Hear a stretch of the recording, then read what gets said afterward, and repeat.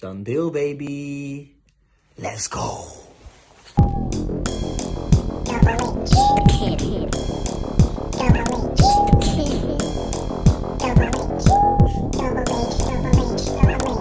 When you think of Charlotte, what's the first thing that comes to mind?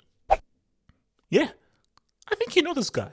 Legend, GOAT, and owner of the Charlotte Hornets.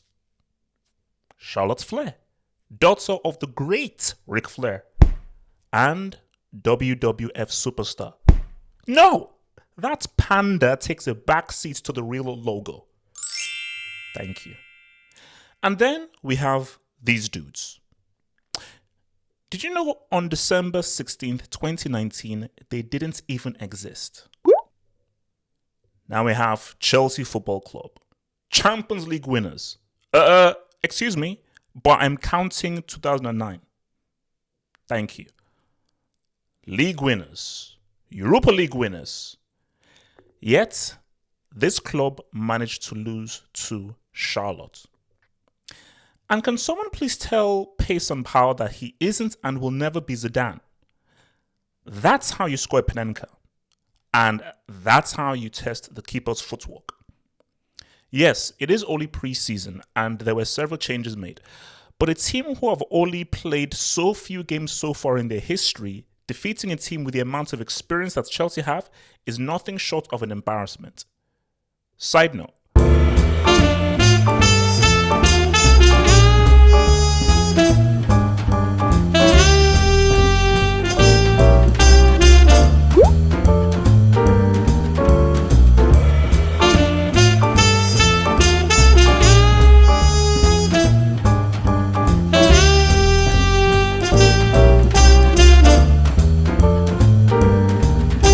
Is Sterling better at table tennis or football?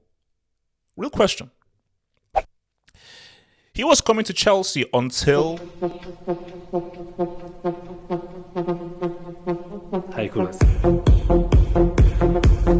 He was coming to Chelsea until... Hola culés, soy Rafinha, ya estoy en Barcelona. And now we have Koundé, a man we've been signing since the age of... And as Chelsea are just at the finish line, Barca yet again are trying to scupper the deal. It's the same story again. The preference for these players is to be at Barca and play under homeboy. But surely these players know there is a difference between him and him. Installments FC have won the summer as they keep on pulling these magical levers that seem to produce goals. Laporta is going all in, which puts a lot of pressure on our guy. So we are expecting a lot of trophies.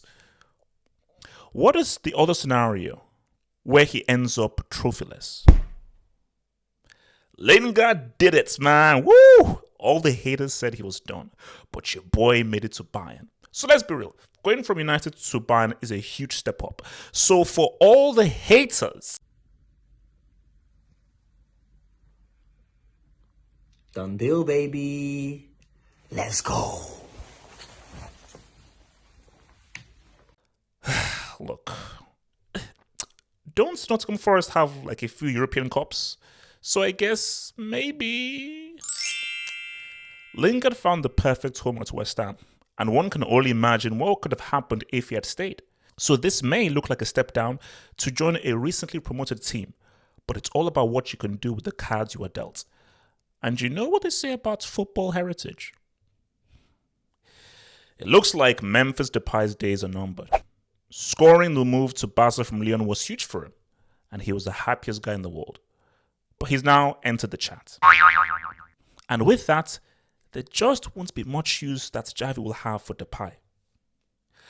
I wonder whether Depay tried to use his links with Spotify as leverage for him forcing a stay at Barcelona. Would Man United be such a bad move? Regardless, he's getting into Van Gaal's World Cup team. And he'll be working with a fellow Dutchman in Ten Hag, and can perhaps create a nice understanding with Martial. And the man looks like he has rediscovered himself. So far, so good for Man United in pre-season, with Martial Law leading the line. With his brick loan at Sevilla, it seemed as if the once great young talent from Monaco was heading for the decline. But with Ten Hag coming in, he seems revitalized, and United have made it clear they want to keep him for next season. But what about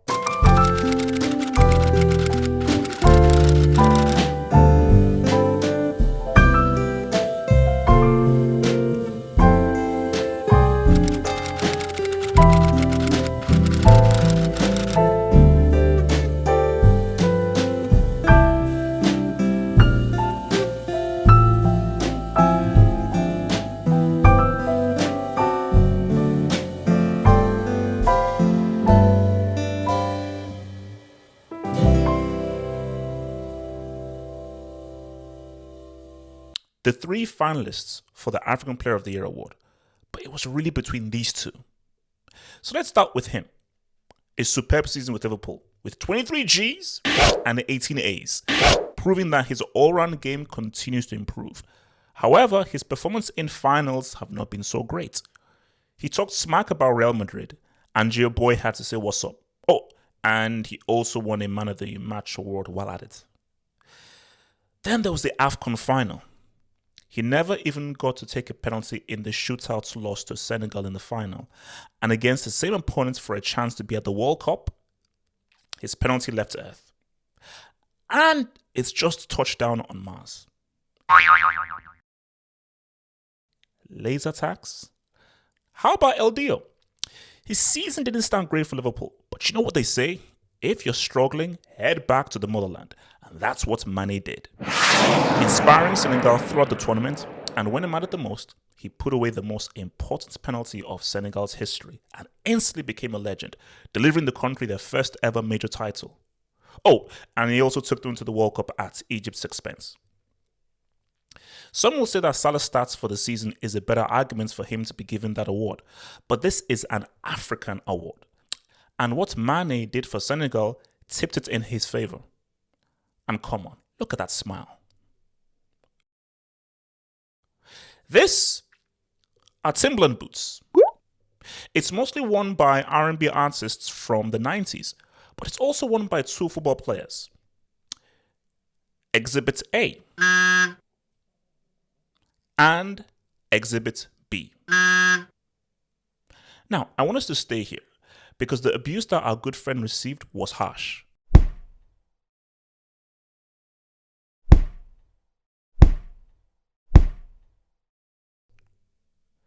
Just hit him with a hammer of 4. It's only pre-season and the real work begins on opening day against Fulham. So Nunes needs to be on his game and prove that he can give Liverpool what they need. He ain't going to be your boy or your boy, but he doesn't need to be. All the kid Nez must do is put the ball in that net. Then perhaps Liverpool can enjoy this moment again. You know, I think Man United need a better negotiator here. So Frankie, let me tell you about Old Trafford. It is... No! Okay, how about the jersey? Have you seen that color? Look at that swag. You will feel... No! Okay, Martial, Sancho, and Rashford, they look, No! Daddy. What about Daddy? No! Methinks the man is staying. And again, anyone with any sense of logic would have known it was always going to be a tough sell. He was given a big contract by our dear friend Bartomeu. And only a moron would not only let go of that, but leave to play for Man United in 2022. This is Margie, the man who showed the world that match fixing in football is an art as old as time. And in 2022, that tradition is still alive and well.